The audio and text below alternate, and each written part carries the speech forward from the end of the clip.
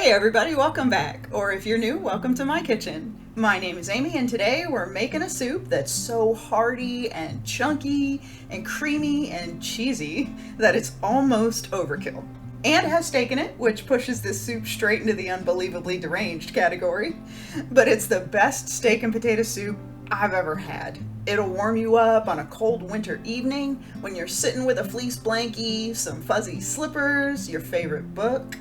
Oh, and it makes enough to feed a small country, or enough leftovers for days, so let's get cooking. We're getting started with some choppy prep to make the process easier later on. Start with a full stick of butter, or a half cup, and cut it up into pats. This isn't absolutely necessary. You can just chuck the whole stick in the pan as is when we get to that point, but the smaller pieces will melt quicker and more evenly. So you can do this if you want, or just plop a stick of butter on the counter if you would rather do that. Next, we need 2 cloves of garlic, and for these, just do a quick mince. You could crush them with a garlic press later as well, but I hate washing that thing, so I'm just mincing them up real quick. Next is one of our main ingredients, our potatoes. Peel about 4 to 5 potatoes, roughly about 2 pounds of them. Give them a good scrub and then dice them up into rough 1-inch chunks. Basically, not big enough to be too big for your mouth, but big enough that they don't melt away to mush in the soup. Last, we have arguably the most important, our steaks. These are some sirloins that I had in my freezer that I got on sale a while back, but you could use flank, strip, ribeye, tenderloin, whatever kind of steak is your favorite one. For these, we want to chop them up into bite-sized pieces, similar sizes to the potatoes.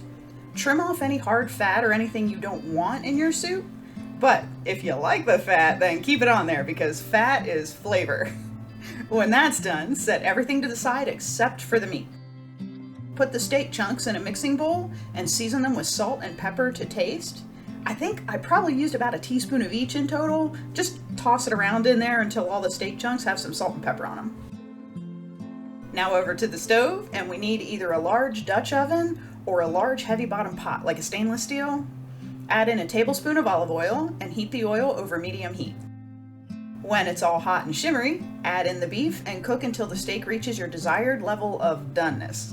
I went with a medium, which was about 5 minutes in the pan. Then remove the steak pieces with a slotted spoon or a spatula because we want all that lovely rendered fat and flavored oil and those brown bits to still be in the pot. Add in the garlic and stir that around until it gets nice and fragrant, which will only be about 30 seconds or so. Just don't go any longer than that though, because garlic can burn really quick and burnt garlic is bitter and nasty. Now pour in 4 cups of beef stock, which is an entire 32-ounce container if you use store-bought stock like I'm using here. Next, add all of the diced potatoes in there, but be gentle because adding the potatoes can get a little splattery if you go too crazy on that one. Add about a tablespoon of onion powder in there and bring this to a boil. Boil the potatoes until they are fork tender. This is when you stick it with a fork and you don't get any resistance in the potato, and then it also falls right back off the fork without hanging on to it. While the potatoes are boiling, move to another burner and add that butter from earlier into a large pan. When the butter is all melty and bubbly, add in a half cup of flour and cook this for a minute or 2 so the flour loses that chalky raw flour taste. Now pour in 3 cups of milk in small increments at a time, stirring continuously to prevent lumps. Normally, I know you'd want to season this with stuff, but for this, we just want the butter, the flour, and the milk.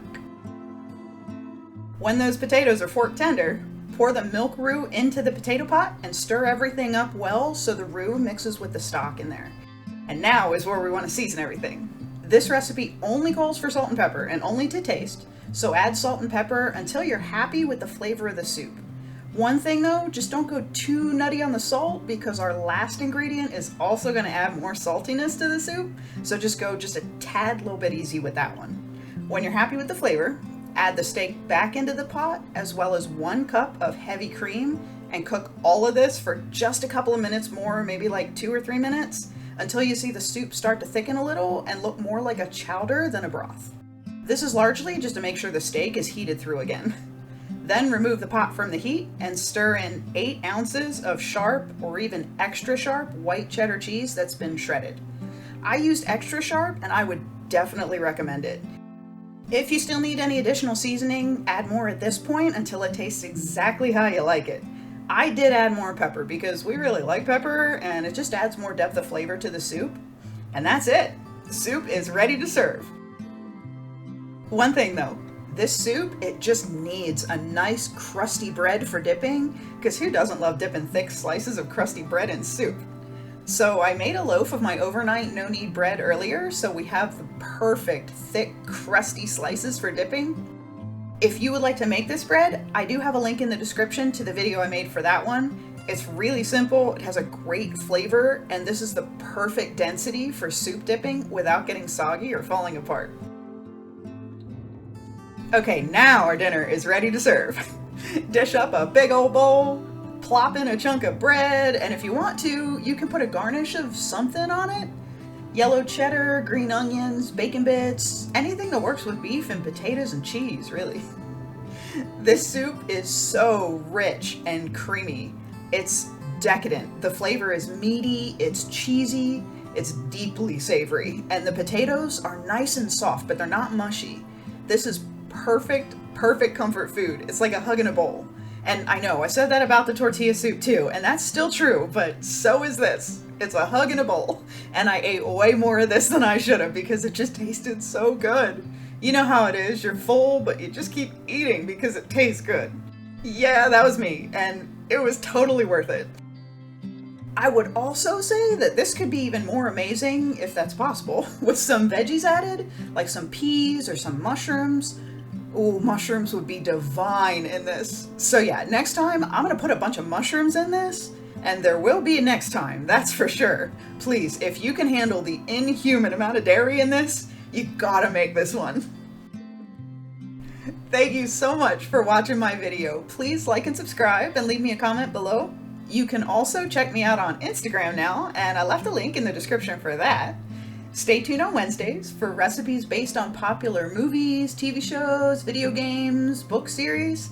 Right now we're making foods from Outlander because those have been so delicious. I hope you have a wonderful week, and I'll see you back here every Sunday for more comforting and cozy home-cooked recipes and tasty treats. Bye!